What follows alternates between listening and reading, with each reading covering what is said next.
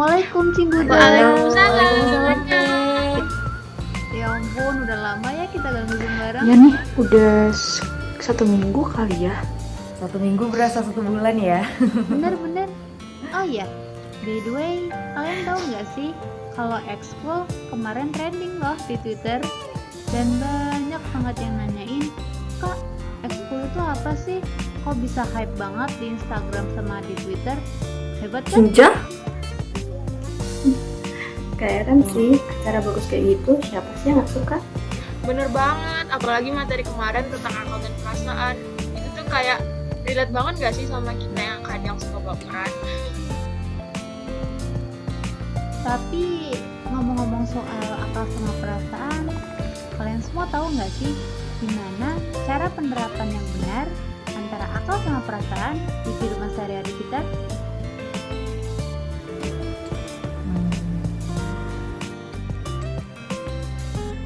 Nah, biar kita semua tahu, aku ada satu video nih. Ya, semoga aja bisa jadi mood booster kita di kala futur. Aku share screen ya. Oke, Fe. Oke, Fe. Oke. Skidot.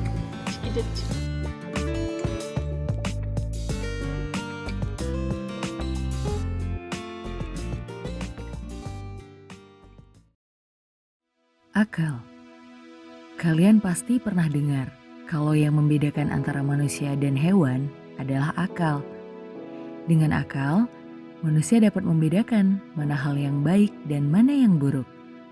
Kemampuan manusia untuk berpikir inilah yang menjadikan kita sebagai makhluk yang spesial dibandingkan makhluk lainnya. Tapi, kalian tahu nggak sih, di saat kita berpikir, sebenarnya kita nggak hanya melibatkan akal loh, tetapi kita juga menggunakan perasaan. Kok bisa gitu ya? Apa sih sebenarnya akal dan perasaan ini? Gimana cara bedainnya? Lalu kira-kira yang mana ya yang harusnya kita utamakan? Akal dulu atau perasaan dulu? Dan kenapa sih kita harus bahas tentang hal ini? Emangnya sepenting itu? Eits, udah banyak banget nih pertanyaannya. Kalian pasti jadi penasaran kan? Nah, untuk tahu jawabannya, yuk pantengin terus video ini sampai akhir. Akal. Akal adalah kemampuan atau daya pikir untuk memahami sesuatu. Tanpa kita sadari, sebenarnya kita selalu menggunakan akal di setiap waktu dan kesempatan loh. Mulai dari hal-hal sederhana, seperti memutuskan, hari ini mau makan apa ya? Lebih bagus pakai baju warna putih atau hitam. Sampai untuk memikirkan hal yang lebih serius seperti, apa sih passionku? Cita-cita dan tujuan hidup seperti apa yang ingin aku capai? Dan bahkan, akal juga dapat kita gunakan untuk mencari jawaban dari pertanyaan-pertanyaan kehidupan. Seperti, dari mana aku berasal? Apakah benar Tuhan itu ada? Untuk apa manusia diciptakan? Apakah kematian akhir dari segalanya? Dan masih banyak lagi. Proses berpikir dengan akal inilah yang akan menghasilkan jawaban yang logis berdasarkan dalil atau fakta, terukur, mudah dipahami, bisa diargumenkan, dan sulit ditolak. Lain halnya dengan perasaan. Perasaan menjadi salah satu elemen dasar dalam setiap kegiatan dan tingkah laku yang manusia kerjakan. Perasaan adalah suatu keadaan dalam kesadaran manusia yang menghasilkan penilaian positif ataupun negatif terhadap sesuatu. Bentuk penilaiannya selalu bersikap subjektif, karena lebih didasarkan pada pertimbangan manusiawi daripada rasionalnya. Inilah yang menjadi salah satu perbedaan antara akal dan perasaan. Contoh yang berhubungan dengan perasaan, seperti saat seseorang merasa tertarik dengan lawan jenisnya. Ya, kayak kita nih, yang suka sama opa-opa Korea. Apapun yang opa lakuin, semuanya diikutin. Dan akhirnya malah jadi baper. Hasil pemikiran yang didasarkan pada perasaan akan menjadi emosional, tidak berdasar karena tidak mempunyai dalil atau fakta-fakta pendukung. Sulit dijelaskan, sulit dipahami. Emang ya, kalau bicara masalah hati pasti ribet banget. Bisa ditolak dan mudah berubah. Istilahnya ya semuanya jadi serba suka-suka gue, ngikutin suasana hati aja gitu. Akal dan perasaan adalah anugerah yang diberikan Allah Subhanahu wa Ta'ala untuk manusia, dan hal inilah yang menjadikan kita lebih istimewa dibandingkan makhluk yang lainnya. Tapi ketika akal dan perasaan tersebut tidak digunakan dengan tepat, akibatnya malah akan membuat manusia menjadi lebih rendah derajatnya dari hewan. Seperti dalam surat Al-A'raf ayat 179 yang artinya, "Dan sungguh akan kami isi neraka jahanam banyak dari kalangan jin dan manusia. Mereka memiliki hati tetapi tidak dipergunakannya untuk memahami ayat-ayat Allah. Dan mereka memiliki mata tetapi tidak dipergunakannya untuk melihat tanda-tanda kekuasaan Allah. Dan mereka mempunyai telinga tetapi tidak dipergunakannya untuk mendengarkan ayat-ayat Allah.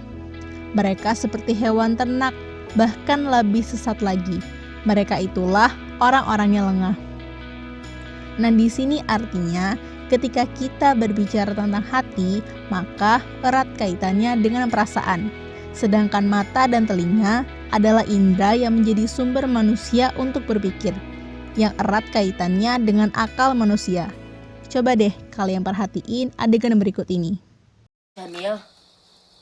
야? 엄니가 왜요?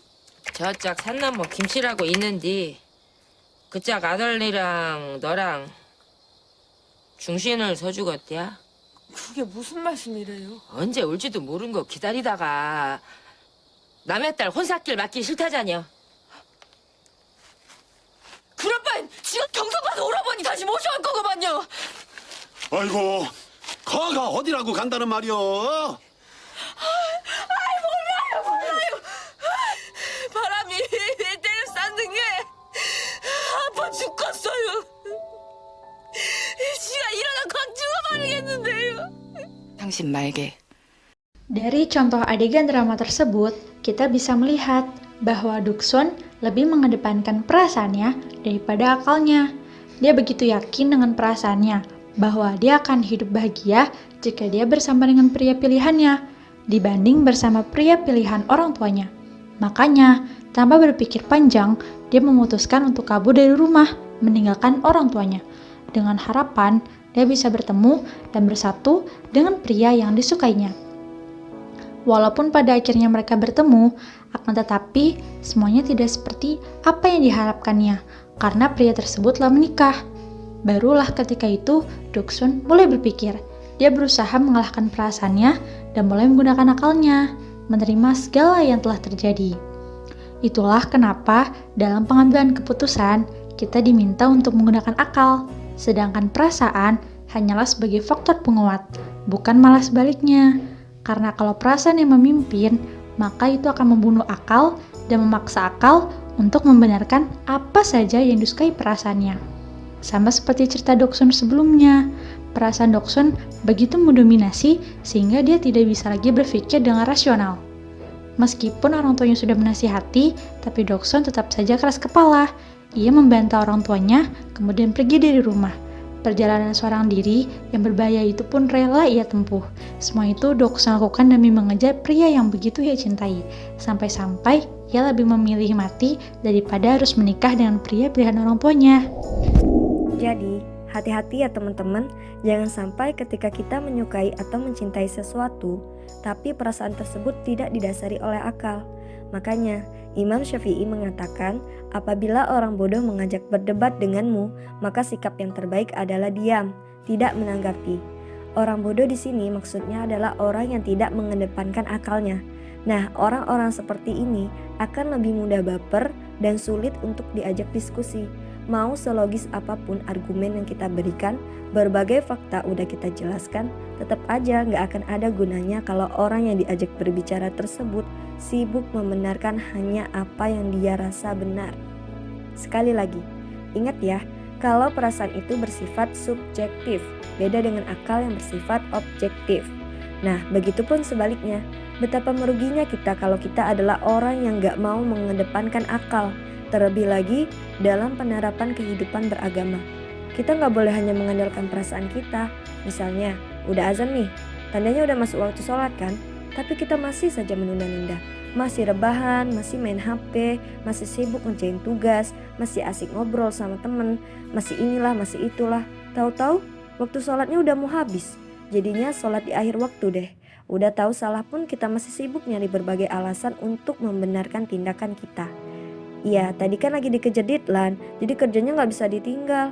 Duh, kan jarang banget bisa ngumpul bareng teman-teman. Ini juga ngumpulnya cuma sebentar kok. Lagi asik ngobrol juga kan gak seru kalau diputus-putus. Yang penting kan aku tetap sholat dan alasan-alasan lainnya.